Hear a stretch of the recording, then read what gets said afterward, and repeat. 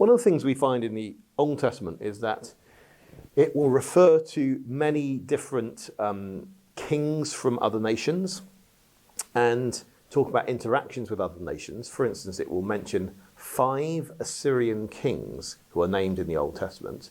And one of them is in the book of Isaiah. And it's not quite possible to say where Sargon, who's mentioned there, fits in with the other ones. But the other ones like Sennacherib, Tiglath-Pileser, Esarhaddon, Ashurbanipal, that they are mentioned, and they're basically in the right order.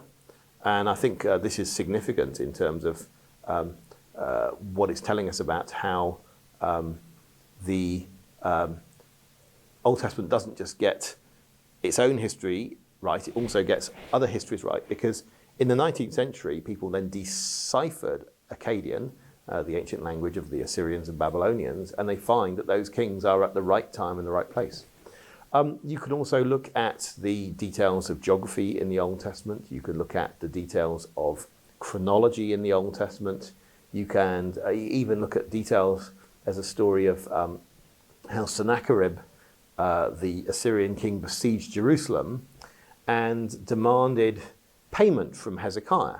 Well, the great thing is we have Sennacherib's own account of what went on, and it doesn't entirely, well, it's got quite a different perspective from the Bible, as you can imagine, but it agrees that whereas the Bible says he's fined 30 pieces of gold, actually that's exactly the number you get in Sennacherib as well. They differ on the silver, but they agree on the gold, and that's, for me, is absolutely amazing that in one case, a record that gets deciphered about 28 centuries later fits with what's happening in the Bible, which is only preserved in copies which are many hundreds of years after the events as well. So these two coming together is quite surprising.